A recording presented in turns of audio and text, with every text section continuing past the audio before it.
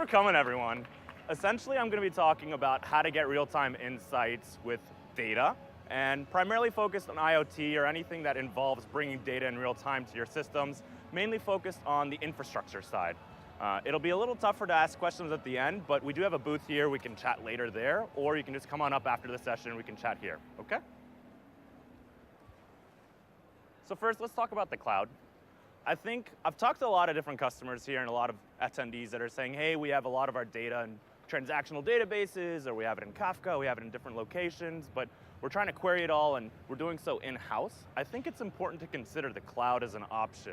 We're seeing a lot of our customers going to Amazon Redshift, Google BigQuery, Snowflake, Azure Data Warehouse, and they're seeing orders of magnitude better performance there. So I'm going to focus primarily on the cloud as the destination in most of this discussion. And I think there's actually a bigger benefit than just the actual query speed that you get from the cloud. The proliferation of data to other parts of the organization is what we're seeing really that's been an interesting development. It used to be that you have data engineers, they're talking to the analysts are saying, hey, I need this other information, can you bring it in for me? And that's kind of where things stayed. Maybe product managers would have an opportunity to learn a little bit more as well. But once you start using cloud data warehouses and you start to bring the data to more parts of the organization, you kind of have this paradigm shift in how people use data, which we find really interesting. Now your sales team might say, hey, I want my Salesforce data, I want to use that. Or marketing says, I want Marketo data. Or customer success might want Zendesk tickets and to really see their performance. And by putting it in a cloud data warehouse, you're essentially removing it from production databases in-house. So you have the ability to separate out any kind of impeding nature it might have on querying the production databases by putting it in a cloud data warehouse. So assume that's where things are going in the future. That's what we see most of the time. So you're thinking, okay, how do I get my data to the cloud? And most of the time when I talk to data engineers, they just say, hey, I'm just going to write a simple script. And to be honest, that's usually pretty possible. Like, it's something that you can do very easily on your own. You're saying, hey, I've got some Zendesk data, or I have a Kafka queue and I want to get that into my data warehouse. And if you have one specific use case that's very well defined in the beginning, it's not that challenging to actually write a script that does it. You can do a proof of concept, maybe in a week, you got it going. I think where the challenges really start to develop, though, is when you start to have more data sources that you hadn't planned for. Or then you have schema changes, or then you have data errors, or then you have other teams asking for things that are competing for your time.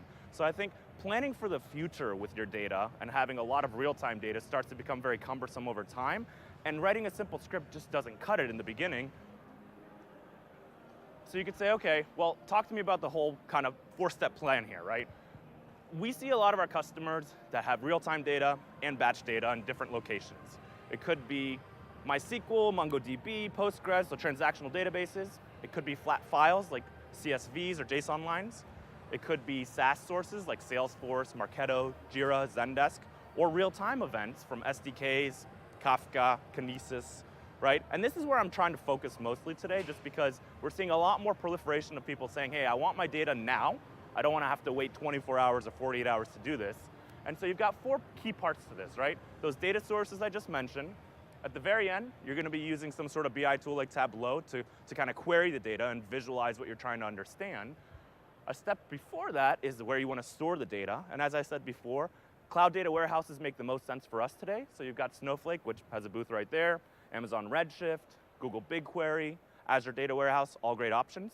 And then it's this middle section here of how you get the data from the different data sources to the data warehouse that I think you're spending an inordinate amount of time trying to do, right? It's building that infrastructure. So that's what I'm going to focus on now. So if you think about those data sources, you have two kinds of data sources that you're working with, really. If we break out the buckets of the four big ones I mentioned, there's the kind of data sources that you have to pull data from, so kind of you're fetching, and the kind of data sources that are pushing data to somewhere. So if you think about the ones that require to be fetched, this would be anything that has a REST API. It could be MySQL, like a transactional database like MySQL, MongoDB, SQL Server. Anything that's not necessarily sending data, you have to go request it somehow. On the flip side of that, you have more real-time data coming from SDKs or Kafka, or maybe some sort of webhook event that's being pushed somewhere. And you need to be able to ingest that as well, and preferably in real time, so you have to have some sort of endpoint to receive that data. So that's kind of the beginning ingestion layer, and that's what we usually call extracting in the ETL world. Once you have the data, you need to normalize it, of course. you probably have some fixing and cleansing you want to do. So for example, all of those of you that are dealing with GDPR right now, you probably have to either remove certain pieces of the data, or you might want to hash the data. Before it even gets to the data warehouse, you need to make sure that this is cleaned up, right? Maybe you want to enrich it with some more information that wasn't part of the original source. A lot of our customers, they have an IP address that they're sending from an event, but that's all they have. So they want to enrich that with city, state, zip, right? And you can do so if you have some sort of geolocation resolution package you can include with that. You want to enrich that data before you load it, and you can do this on the fly if you have a real-time platform to do this. Finally, you might want to split the events or do some other kind of transformations that gives you more control over where the data goes. Oftentimes you'll see our customers will say, hey, I want to take an event and send it to one table in my data warehouse that's append only, so I just have a tracked change history of everything that happened. And then let's say they have a transactional database, they want an actual one-to-one copy of exactly of what's in the transactional database in the data warehouse. So you might have a tracked history table and then transactional one-to-one copy, and those are two different tables, so you have to split the event to do something like that. So before you can actually start loading the data, you might have to update the schemas on the target data warehouse. So for example, for MySQL, you want to actually have the schema from where it came in to the schema it's going out. You might have some things that don't have schemas associated with them at all. If it's a new table and it doesn't exist in the data warehouse, of course you have to create it. Sometimes you're going to see new events coming in that have new fields that you haven't seen before, so you're going to have to update the schema in that sense. You're also going to have to convert it to the output format. So I'll give you a simple example. With MySQL, if you have something like a varchar, the length of the varchar is stored in characters. And if you try to get the length of that and push it exactly as it is to a data warehouse, it's actually going to be off by a factor of 4 because the length of characters stored in a data warehouse is in bytes, not characters. So you have to do some simple transformations in that sense. Then you're going to copy to a staging environment. Oftentimes, for something like Amazon Redshift or Snowflake, you're going to push it first to S3. And from S3, you're going to perform your final copy to your data warehouse. Shake, nod your head if this is all kind of making sense so far. We good? All right, thank you.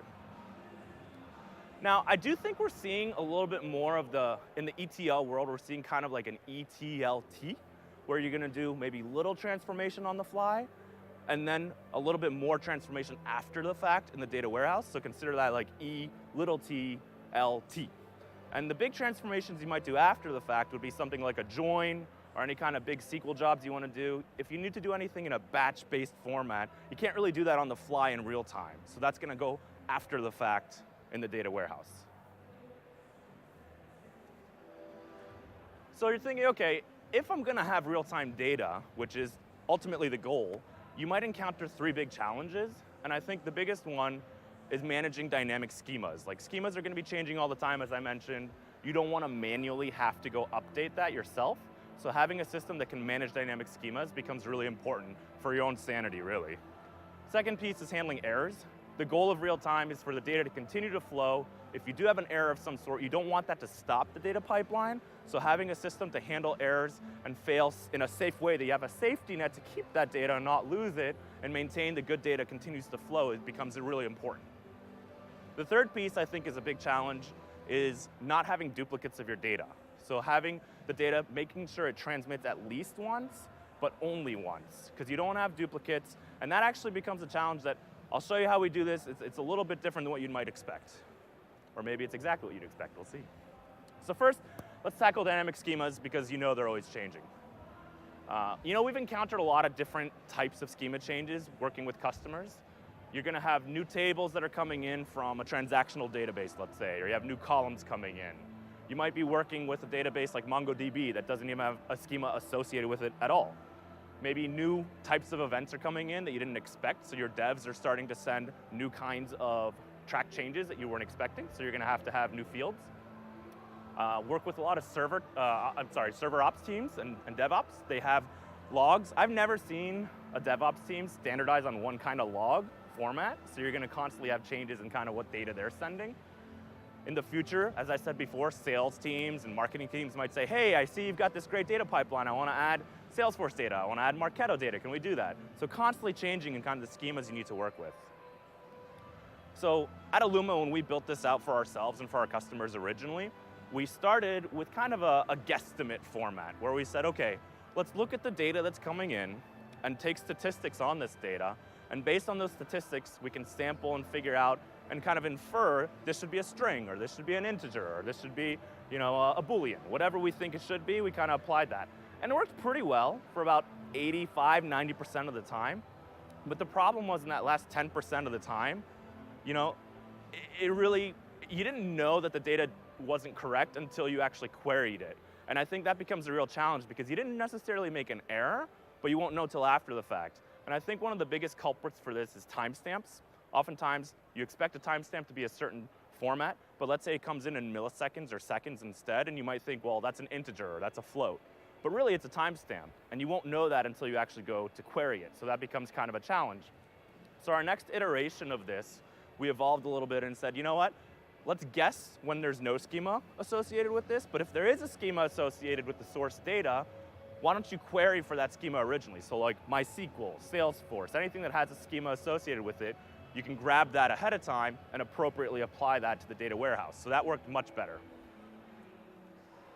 And then you're saying, okay, well, what about these errors that I talked about before? How do you handle those more gracefully so you're not losing data?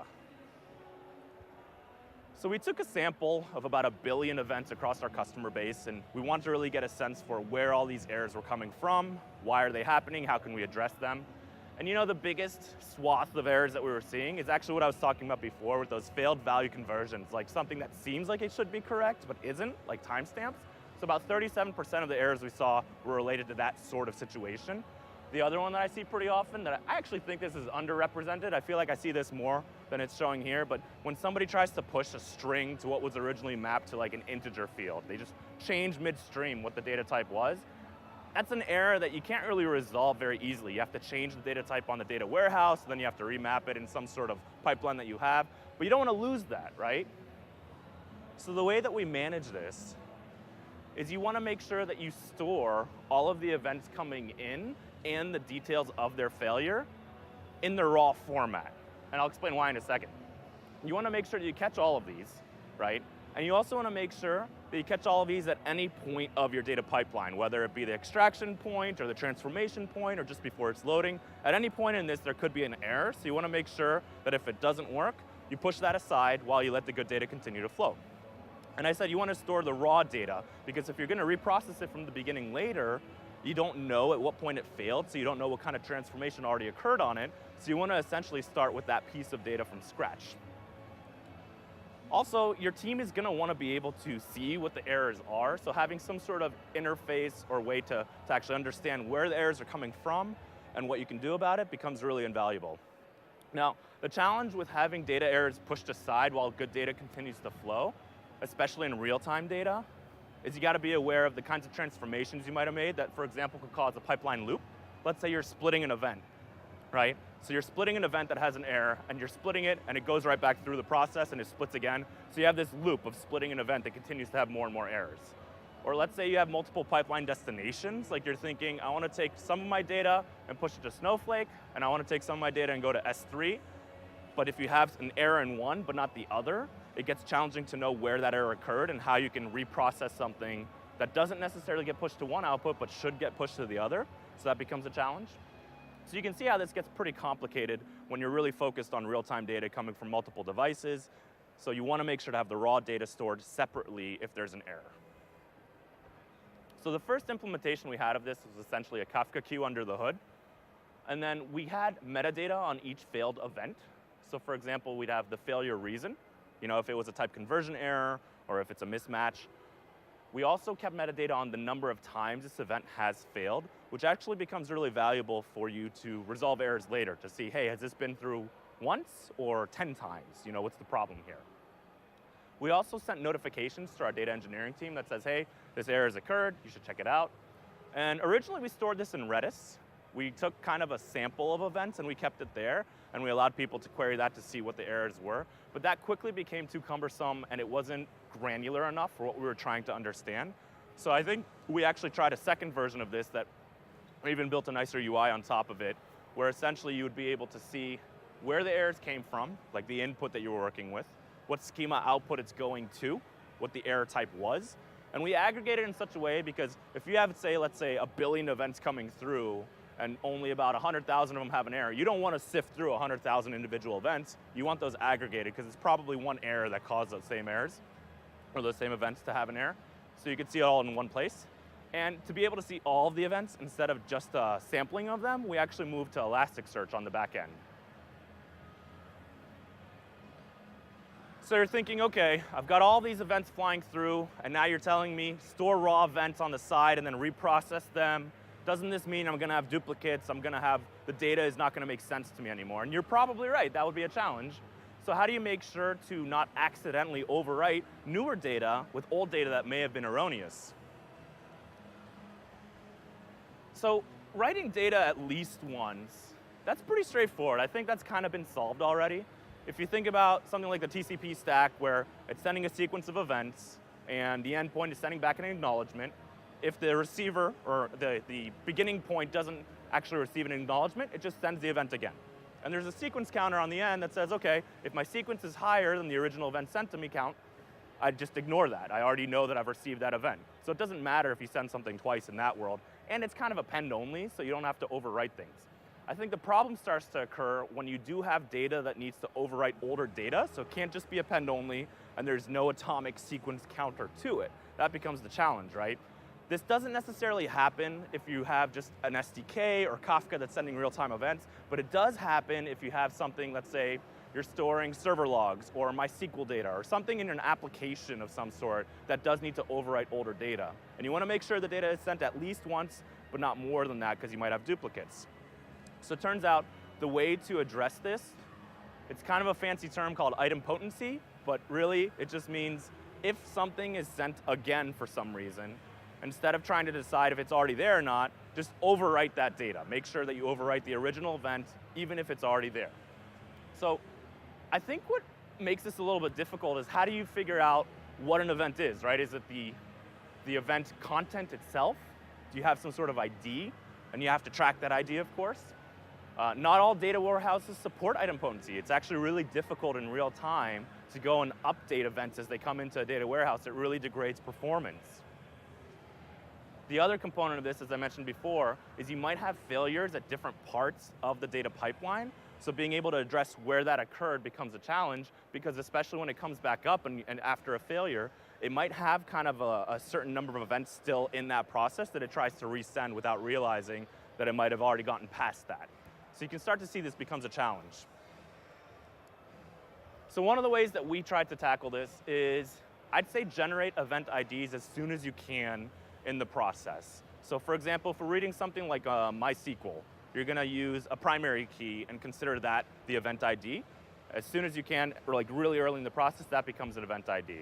Or if you do something like an SDK, as soon as that track function is called, you want to create an event ID for that in the very beginning of the process.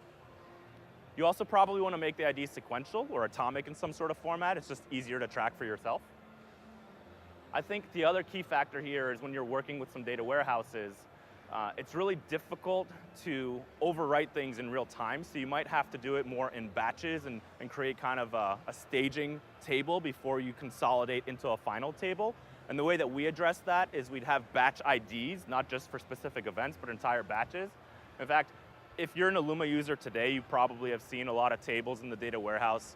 They have kind of a shadow table. Like let's say you have a users table, it'd be called users_meta. And that meta table, it has tracked history of batch IDs that have already been written to the data warehouse. And we make sure that if you're trying to overwrite something again, we look to see has it been written or not, and that helps us kind of rectify if something's already there or not with the error process that I mentioned before. So the question is, okay, if you build this whole thing, does it all work? I think so. You know, some of our customers say yes, it works. We're working with Wargaming, which is a mobile gaming company. They've got literally billions of events coming from thousands of devices in real time. They used to have a batch format where they were loading data about every 48 hours, and they started using Alooma sending directly to our REST endpoint from our SDK, and they were able to go to about a 15-minute latency from 48 hours. And I think what you see internally in an organization is a paradigm shift in how people use data. They start to say, hey, if I can get this data faster, I can start to iterate more quickly on what I'm actually doing with it. A/B tests are faster, you can make iterations that you necessarily didn't expect. So I think some of the organizations we talk to, they say, well, I don't really need real-time data. It doesn't really make sense to me. But I promise once it's there, people start to really take advantage of it and they understand, hey, this is a much better process for what we're trying to do. Same thing with Sony. I think when you build a pipeline like this on your own, it becomes pretty cumbersome. This is more of a challenge for Sony because we were working with a marketing team there that didn't have a lot of engineering resources. So this is kind of a plug for Alooma to say, if you want to use a platform instead of building your own, we've essentially built 90% of this for you. So you don't necessarily have to build it all from scratch yourself. You can just kind of do the customizations you want on top of it and still get the flexibility you need without having to build the whole thing from the ground up.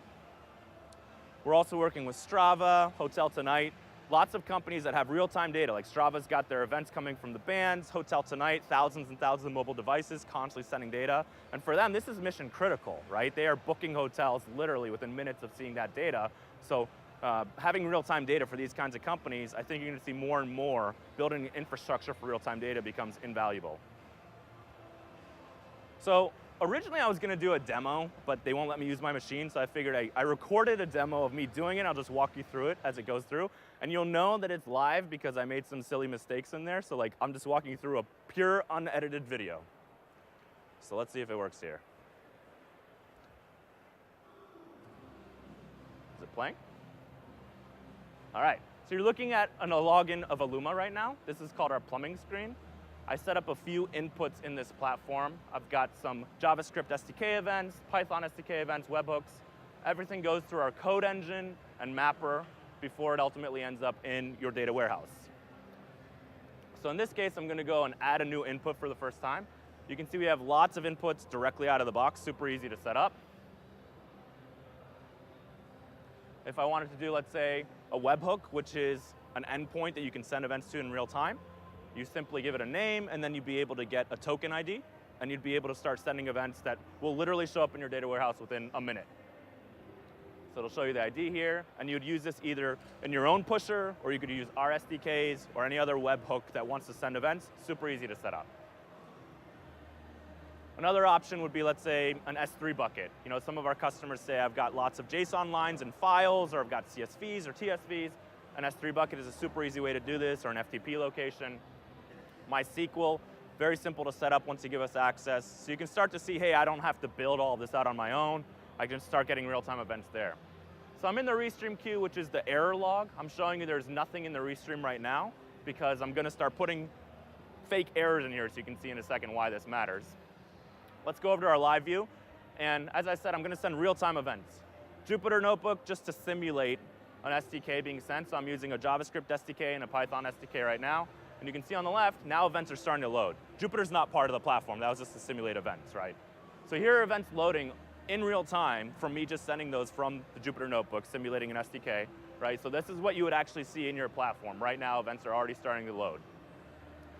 I'm going over to the mapper to show you, hey, it's received these events. It's already noticed that they have certain fields in them. It's created the schema in the destination data warehouse. Here are all the different fields in there. You can even dive in and see nested fields. So it's already starting to send these events in real time, and it created it for you in the data warehouse. And I have two, as I mentioned there before. So that's why I have two schemas right now. I'm going to go ahead and stop sending events just to continue with the demo. So now I'm going to go to the code engine and show you can actually do real-time transformations to these on the fly. So the first one I told you about before, doing GeoIP resolution, I'm actually going in and I'm saying, hey, show me from the IP address from all these events from my JavaScript input.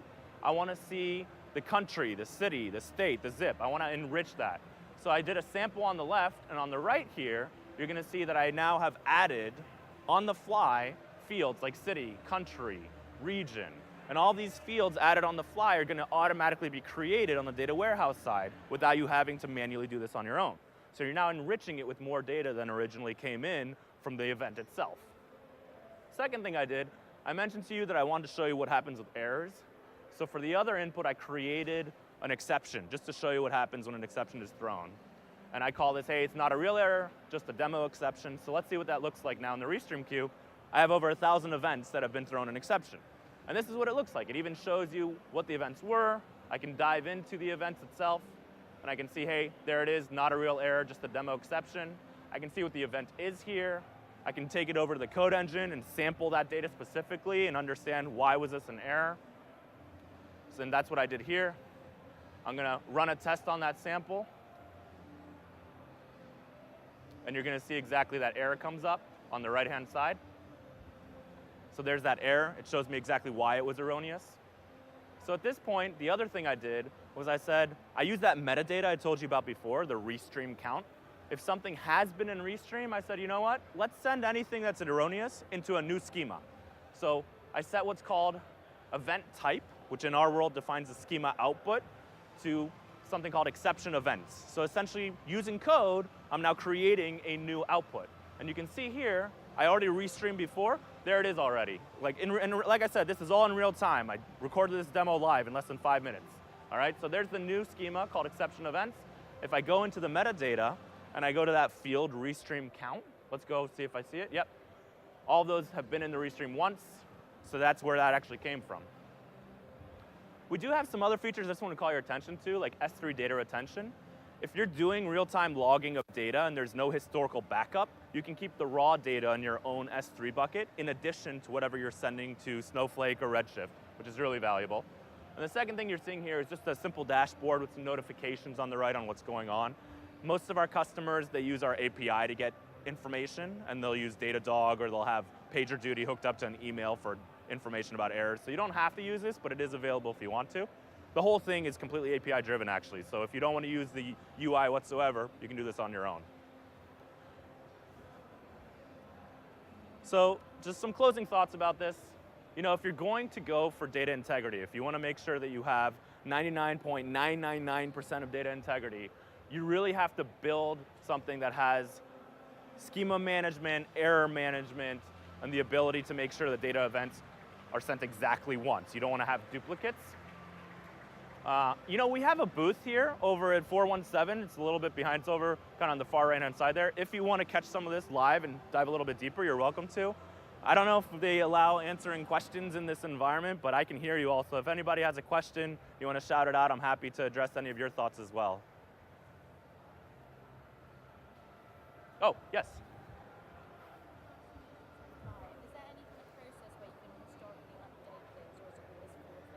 Sure. So the question was, if you're making any transformations on the fly, is there any process to historically update things, or is it always forward-thinking? And the answer is yes and no, right? If you're doing a transformation and it's been loaded to the data warehouse, the only way to update that is if another new event comes in that was planning to update that same event. So if you do a transformation for that, then yes, it's going to update it. If something's already in the data warehouse and it's not starting through the process again, the way to do that would actually be, remember I talked about ETLT? That would be that second T where, yeah, you can actually perform a batch-based transformation after the fact. We do have in our platform the way to schedule SQL commands on the data warehouse, but that wouldn't be using Python like what I showed you before. It would be SQL and batch on a scheduled, system. But good question, yeah.